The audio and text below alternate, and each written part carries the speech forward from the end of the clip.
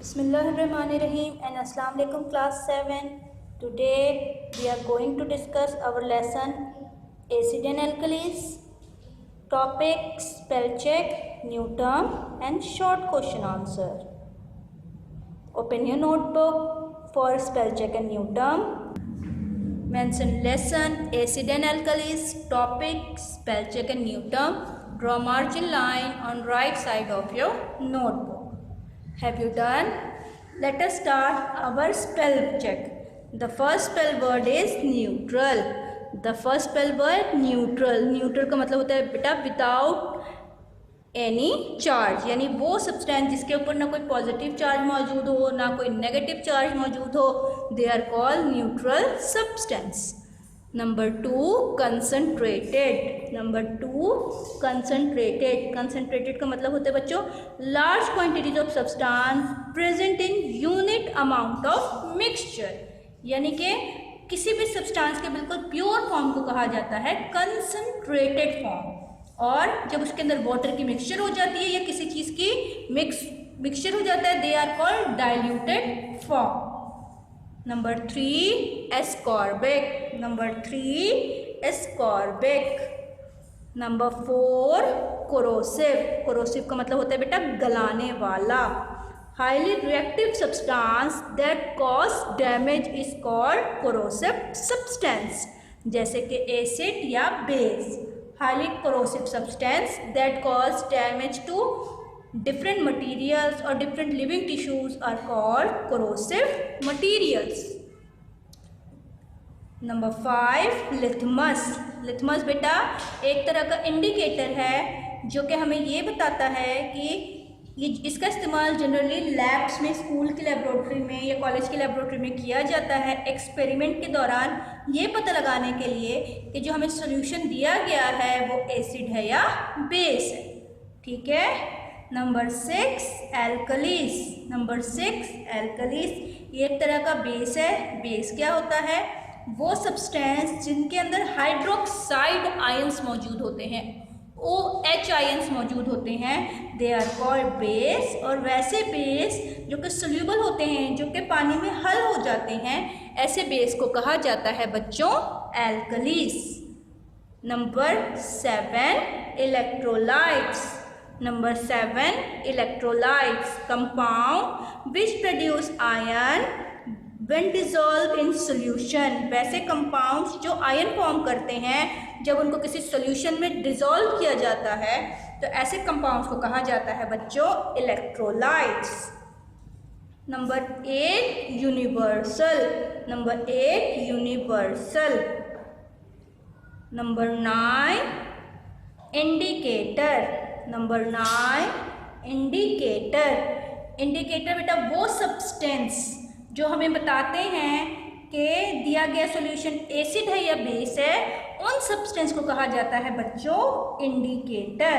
और कई तरह का, एक तरह का डाई होता है और कई तरह के ऐसे इंडिकेटर्स मौजूद हैं जिनका नाम है litmus paper, phenolphthalein solution, methyl orange solution. ये सारी चीज़ें बच्चों लेबोरेटरी में मौजूद होती हैं और ये जानने के लिए इस्तेमाल की जाती हैं कि सॉल्यूशन जो आपको दिया गया है एक्सपेरिमेंट के दौरान वो एसिड है या बेस है. नंबर 10 स्लैकेट. नंबर 10 स्लैकेट. स्लैकेट का मतलब होता है बच्चों addition of water to calcium oxide powder. जब हम कैल्शियम ऑक्साइड पाउडर के अंदर पानी को ऐड करते हैं तो एक न्यू सब्सटेंस बनता है जिसको कैल्शियम हाइड्रोक्साइड कहा जाता है.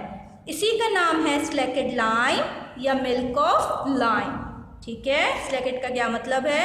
जब हम कैल्शियम ऑक्साइड पाउडर के अंदर वाटर को ऐड करते हैं तो एक न्यू सब्सटेंस फॉर्म होता है जिसको कैल्शियम हाइड्रोक्साइड कहा जाता है और उसी का नाम है स्लैकेट लाइम या मिल्क ऑफ लाइम. नेक्स्ट आ जाए न्यू टर्म्स के ऊपर. Number 1 antacid. Chemicals in indigestion tablet that neutralises acid. Indigestion tablet के अंदर वो केमिकल जो हमारे पेट में मौजूद एसिडिटी को ख़त्म करता है, they are called antacids. Number 2 alkalis, मैंने आपको ऊपर बताया it is a kind of base which is easily soluble in water, water soluble base are called alkalis. Number 3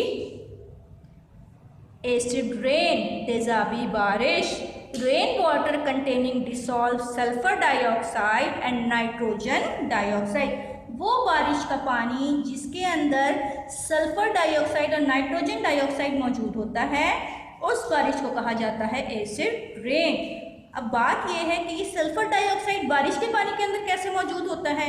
बेटा हमारे चारों तरफ जो भी गाड़ियाँ चल रही होती हैं, जो भी फैक्ट्री से निकलने वाला धुआं होता है, उस स्मोक के अंदर ये पोल्यूटेंट्स मौजूद होते हैं, they are kind of air pollutants. और ये पोल्यूटेंट जब बारिश के पानी के साथ मिक्स होते हैं तो उसमें तेजाबियत की कैफियत को डेवलप कर देते हैं, और ऐसी बारिश को कहा जाता है एसिड रेन या तेजाबी बारिश। ठीक है, now open the next page of your notebook, mention lesson acid and alkalis, topic short question answer, draw margin line on right side of your notebook. Have you done kids? Let us start our short question answer. The first short question answer is what are acids? Give some samples. Acids क्या है, उसकी कुछ samples बतानी है। The substance which contain hydrogen ions are called acids. वो substance जिसके अंदर hydrogen ions मौजूद होता है उनको कहा जाता है एसिड्स। वो सब्सटेंस जिनके अंदर H+ यानी कि हाइड्रोजन आयन मौजूद होता है उनको कहा जाता है बच्चों acids. Acids have sour taste, acid का टेस्ट कैसा होता है, सॉर होता है। ठीक है, एग्जाम्पल्स हाइड्रोक्लोरिक एसिड और सल्फ्यूरिक एसिड। हाइड्रोक्लोरिक एसिड का फॉर्मूला है बच्चों HCl, सल्फ्यूरिक एसिड का फॉर्मूला है H2SO4। Question number 2, write down the sources of some organic and mineral acids. बेटा organic acids, the acids obtained from plant and animals are called organic acids and the acids obtained from minerals are called minerals acids. यहाँ पे आपने कुछ example देनी है organic और mineral acid के along with their sources. सबसे पहला है हाइड्रोक्लोरिक एसिड, ये कहाँ होता है, in human stomach. Number 2 ethanoic acid, ethanoic acid कहाँ होता है बच्चों, इन विनेगर, सिरके में। सिट्रिक एसिड इन लेमन, जितनी भी खट्टी चीज़ें हैं, जितने भी सिट्रस फ्रूट हैं, उन सब के अंदर जो तेजाब जो एसिड मौजूद होते हैं they are called citric acid. Number 4 lactic acid, lactic acid किस में पाया जाता है बच्चों, मिल्क में पाया जाता है। Number 5 oxalic acid, it is found in spinach. Question number 3, list out different uses of sulphuric acid. अब आपको सल्फ्यूरिक एसिड के मुख्तलिफ इस्तेमाल बताने हैं। आंसर, सबसे पहले बच्चों आपने हेडिंग लिखनी है uses of sulphuric acid. Number 1 it is used in car batteries, गाड़ियों में जो बच्चों बैटरियाँ इस्तेमाल की जाती हैं उस बैटरियों के अंदर क्या होता है, सल्फ्यूरिक एसिड होता है। Number 2 it is used as a raw material for making plastic, paints and soap. इसके अलावा सल्फ्यूरिक एसिड का इस्तेमाल प्लास्टिक, पेंट और सोप यानी साबुन बनाने के लिए भी किया जाता है। Number 4 list out uses of nitric acid, nitric acid के इस्तेमाल बताएं। नाइट्रिक एसिड का फॉर्मूला होता है बच्चों HNO3। क्या इस्तेमाल है नाइट्रिक एसिड के, सबसे पहले आपने हेडिंग लिखनी है uses of nitric acid.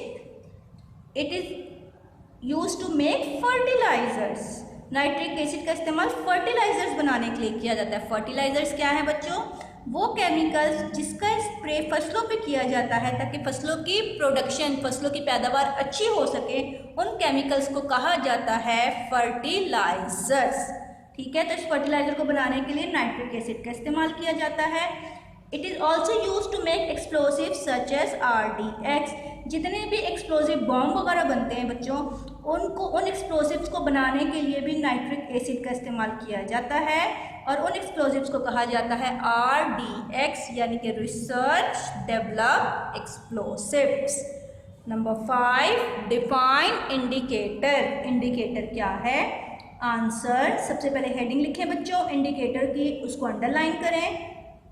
An indicator is a dye that changes color when put into acid or alkali and show whether a solution is acid or alkali. Indicator क्या है बच्चों? एक तरह का डाई है जो एसिड और एल्कलाइन मीडियम में अपने कलर को तब्दील करता है और हमें ये बताता है कि दिया गया सॉल्यूशन एसिड है या एल्कली है। Question number 6, write down examples of indicator and their effect on acid and base. अब आपने कुछ इंडिकेटर्स बताने हैं और उनका क्या असर होता है एसिड और बेस के ऊपर वो बताना है। सबसे पहले है लिथमस। बेटा लिथमस को जब लिथमस के ऊपर आप जब एसिड डालते हैं तो वो रेड कलर का हो जाता है, जब बेस डालते हैं तो it turns to blue colour. ठीक उसी तरह फिनोप्थिलीन सॉल्यूशन एसिड में कलरलेस ही रहता है, जबकि बेस में इसका कलर कैसा हो जाता है?